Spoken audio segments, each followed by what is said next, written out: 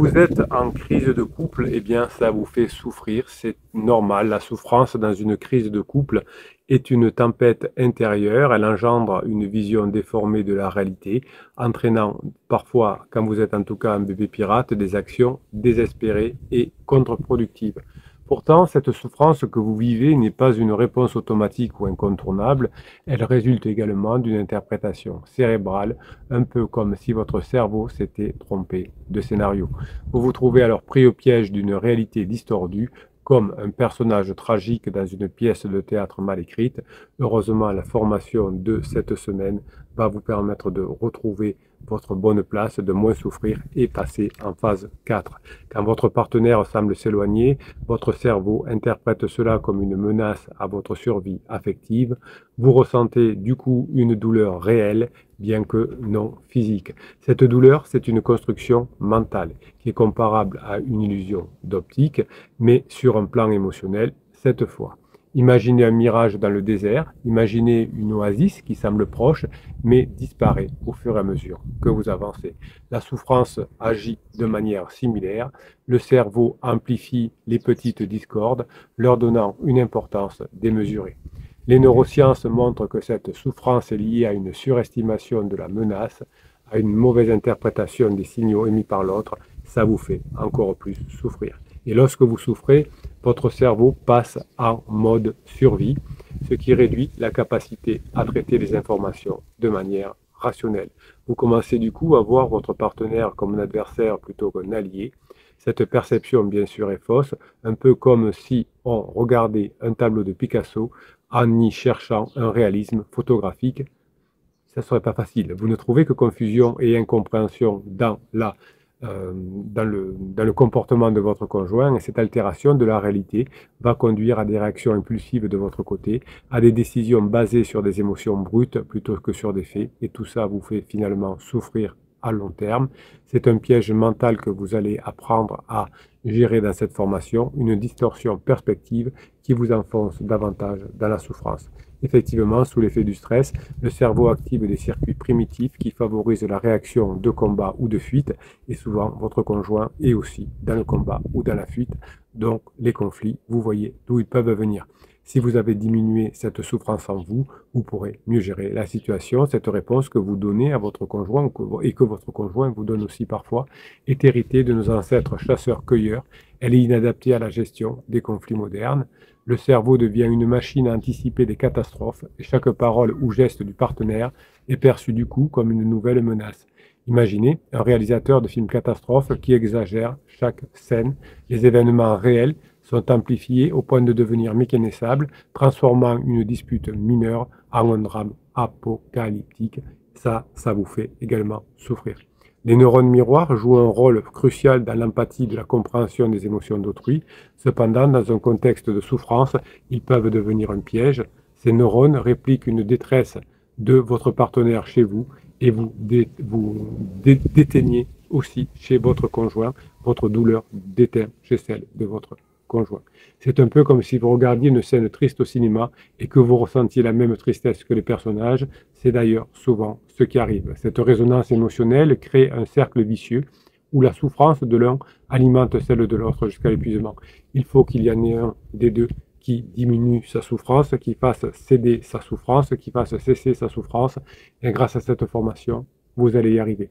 Cela explique pourquoi, quand vous êtes en souffrance vous-même, il est presque impossible de récupérer votre conjoint. Votre douleur résonne et s'amplifie dans l'esprit de l'autre, rendant toute réconciliation plus difficile. La souffrance n'est pas le fruit de ce qui se passe réellement, mais plutôt de ce que votre cerveau en fait. Comme un écrivain qui déforme la réalité pour servir son intrigue, votre cerveau invente des histoires et ces histoires nourrissent votre douleur. Chaque petit désaccord finalement devient une montagne, chaque silence une trahison, chaque silence, chaque trahison deviennent de la souffrance. Ce phénomène d'interprétation erronée est au cœur du problème, c'est ce qui fait que la souffrance persiste et s'amplifie malgré les tentatives de réconciliation. Vous devenez petit à petit prisonnier de votre propre récit mental, vous souffrez, incapable de distinguer la fiction de la réalité. Heureusement, cette formation est là pour vous aider. Pour sortir de cette spirale de souffrance, votre formation va vous permettre de réécrire le scénario que votre cerveau a créé. Cela ne signifie pas évidemment nier la réalité, mais cette formation va vous permettre de voir la réalité sous un nouvel angle. Prenez un artiste comme Salvador Dali qui transformait des objets ordinaires en œuvres surréalistes. Vous devez faire la même chose avec votre perception, transformer une réalité douloureuse en une opportunité de croissance et de transformation. Cette réécriture de votre réalité interne est essentielle pour sortir de la souffrance.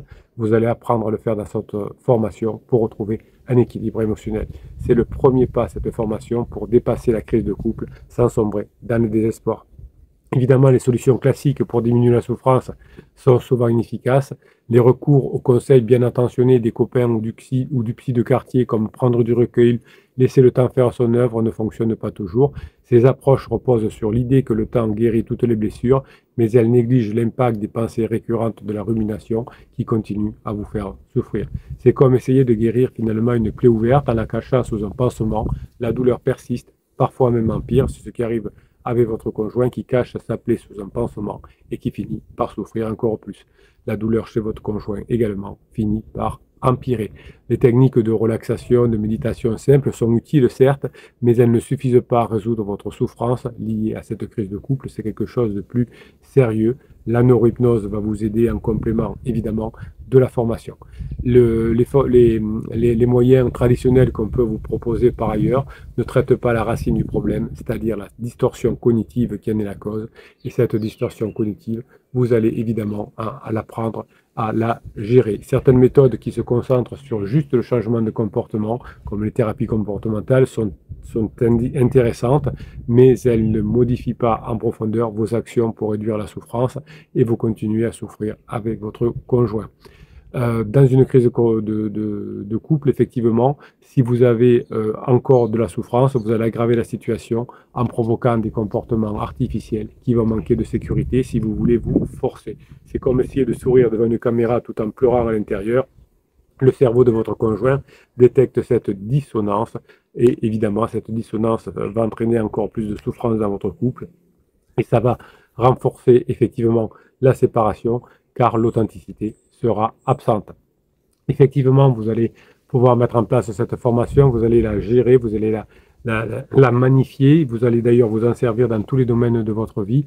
Vous allez pouvoir vous en servir également pour faire diminuer la souffrance de vos enfants qui souffrent de la crise de couple et la crise de votre conjoint. Et bien tout ça, c'est le but de la formation de cette semaine. Si vous êtes sur la chaîne YouTube en train de regarder cette vidéo, je vous suggère d'appuyer sur le bouton qu'il y a sur Afficher Plus, sur le lien qu'il y a dans Afficher Plus, et vous tomberez sur le catalogue des formations. Il y en a plus de 200 à ce jour. Si vous êtes déjà sur la page d'explication de la formation, eh bien vous cliquez sur Oui, je le veux, et on se retrouve de l'autre côté. C'est évident que vous allez diminuer votre souffrance, et c'est évident que vous allez pouvoir, grâce à cette formation, diminuer la souffrance de votre conjoint, travailler sur vos neurones miroirs et tout ça va vous permettre de vous rapprocher au fur et à mesure. Je vous souhaite la formation que vous méritez. Je vous kiffe et je vous kiffe grave.